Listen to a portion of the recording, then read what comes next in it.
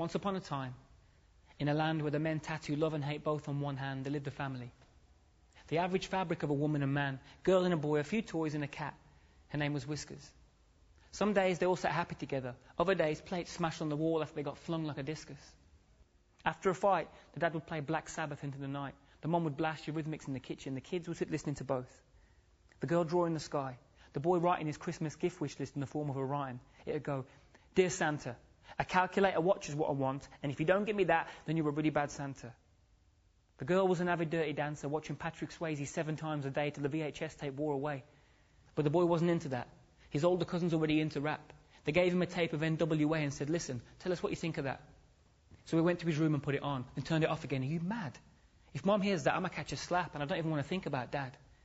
So he put it in an old sock, in a shoebox, on top of his wardrobe, underneath a blanket, and just told himself to forget it. He spent his afternoons wrestling his little sister. He was 3 years older, so it was easy to lift her onto his shoulder for an inverted tombstone. She pretty much did what he told her, and liked it when he rolled her up in a duvet like a sausage, in My Little Pony pastry.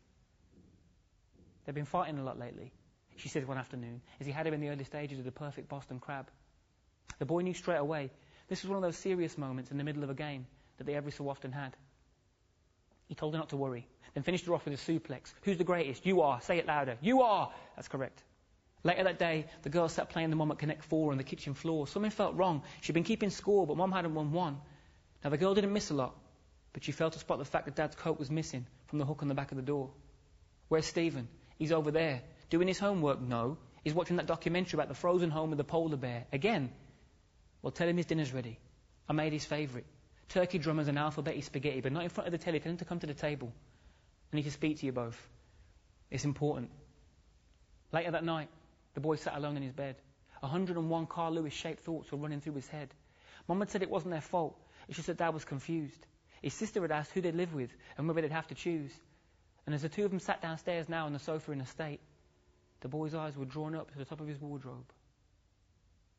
His face changed, and a cartoon light bulb appeared. And for those of you who don't know, this represents an idea.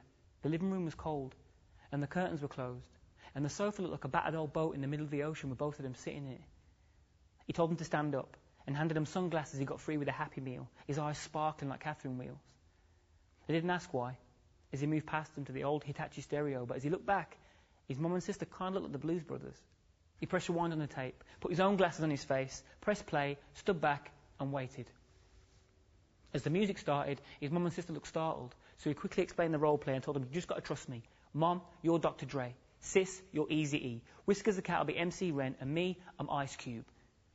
For the rest of the night, they passed a wooden spoon like a mic, rhyming along to all the songs, all swearing as loud as they liked. "Yo, when I'm in your neighbourhood, you better duck, 'cause Ice Cube is as crazy as fuck. And as I leave, believe I'm stomping, but when I'm coming back, boy, I'm coming straight out of Compton." That's it, Mom. Compton. That's the tale of how NWA took a day that was going to be grey, and just for a while at least made it okay. And since that day, whatever mess I'm getting in, to feel better, I just press play, 'cause music is my medicine.